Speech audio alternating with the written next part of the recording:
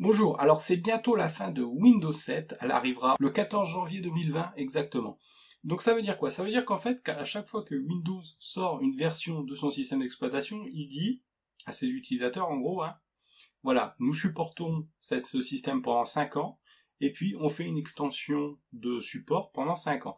Maintenant le problème c'est que quand le support arrive à la fin, eh bien Windows abandonne complètement la protection de ce Windows. Ça veut dire que si demain des hackers trouvent une faille par exemple dans Windows 7, donc à partir du le 15 janvier 2020 par exemple, eh bien tous les ordinateurs du monde peuvent être affectés par cette faille et elle peut être exploitée. C'est par exemple ce qui est arrivé à tous les organismes publics de type les hôpitaux, les gouvernements qui utilisaient encore Windows XP parce que Windows XP c'est très vieux maintenant. Et ils ont tous été victimes de ce qu'on appelle donc un ransomware, alors je sais pas si je le dis bien, mais en gros c'est quoi? C'est une sorte de virus qui se propage entre tous les ordinateurs et qui demande de l'argent, si vous voulez, pour récupérer les données. Alors, suite à ça, Windows a fait un correctif. Là, ils ont fait une exception pour corriger ça. Mais c'est pas dit qu'ils vont le faire avec Windows 7.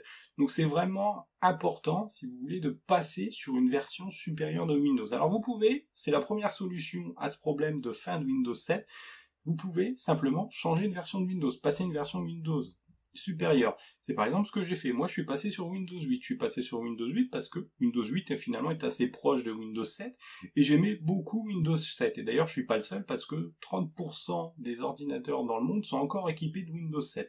Donc ça veut dire que ça a quand même la cote, hein. C'est-à-dire qu'il y a vraiment un pont, si vous voulez, entre Windows 7 et Windows 10.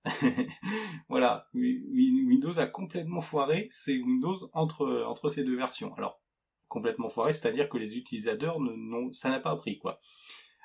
Donc, ça, c'est aussi la deuxième solution. Si vous voulez passer à Windows 10 après la fin de Windows 7, il existe encore un utilitaire gratuit pour le faire.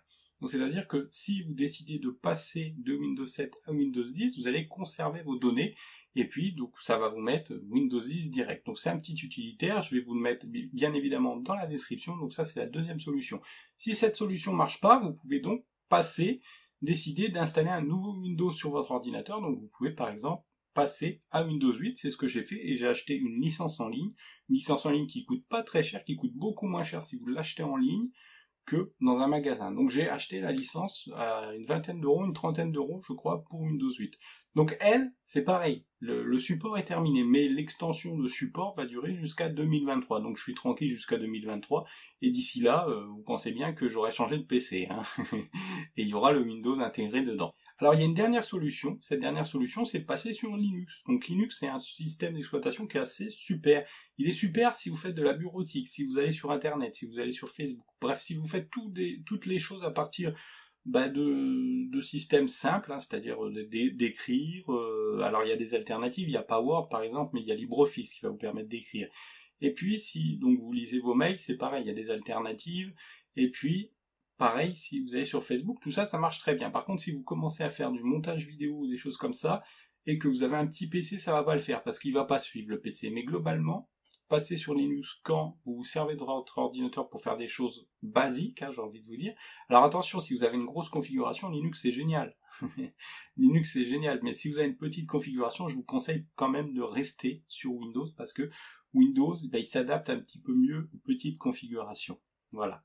Donc je vous invite à essayer toutes ces solutions et puis voilà, vous allez passer sans souci la fin de Windows 7 et ce ne sera plus un problème pour vous. Et n'ayez pas peur, ça va bien se passer. Avec tous les tutos que je vous propose, normalement, il n'y a aucun souci. Et dans le cas où vous avez vraiment un souci, n'hésitez pas à me contacter et puis je vous donnerai quelques conseils.